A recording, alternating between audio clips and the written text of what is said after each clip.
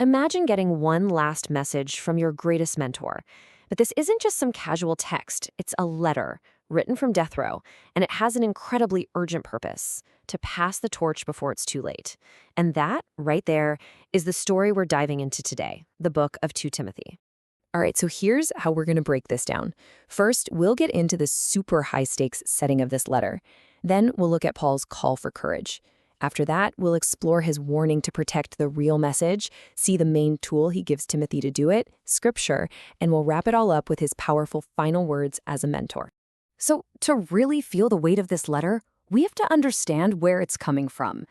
This is not just a friendly note, It's a final communication, and it's written under the most intense conditions you can imagine.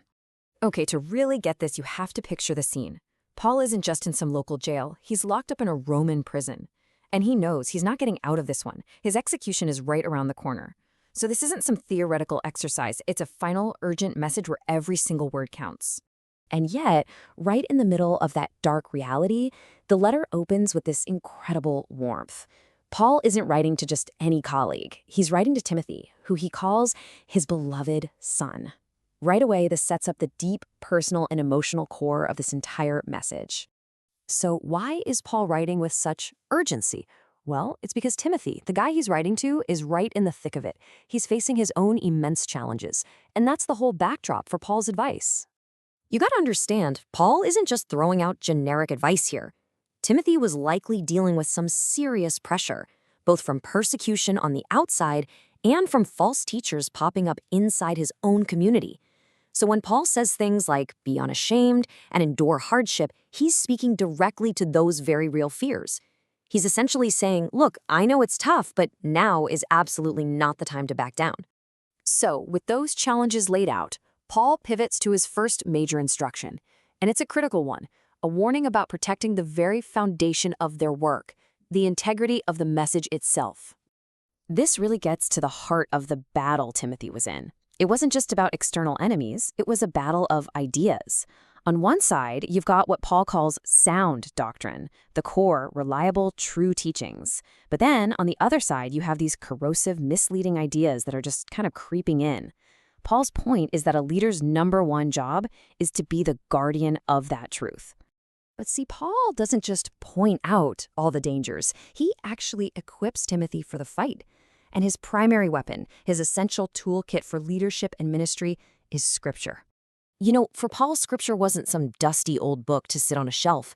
It was a dynamic, multi-purpose tool for leadership. It's the foundation for your teaching, it's the standard you use to correct things when they go off course, and it's the manual for training people in how to live a good life. It's a complete toolkit. And all of this builds to the final section, which is where the letter gets incredibly personal. Paul shifts from being a teacher giving advice to a mentor offering his own life as the final lesson. This brings us to a really fundamental question of leadership, right? It's one Timothy was facing head on, and honestly, it's still so relevant today. When things get really, really tough, how do you actually lead? And the answer Paul gives is profound because it's so simple. You don't just tell people what to do, you show them. Paul uses his own life, his own story of enduring suffering as the final, most powerful teaching tool for his protege. And this is basically his closing argument. This iconic quote is Paul's summary of his entire life. He's not boasting here, he's testifying. He's saying, look at my life. I've endured. I stayed faithful right to the very end. You can too. It's the ultimate model of perseverance. And then, right at the very end, you see this incredible blend of the personal and the professional. On one hand, you have these deeply human requests. Hey, come visit me and bring my books.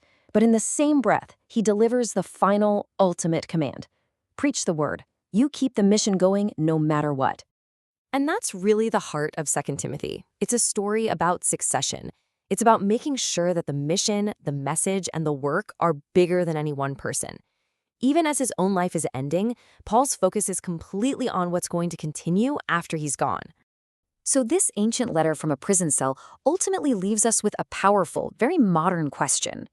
It forces us to think about mentorship, about endurance, and about what we're building that will outlast us.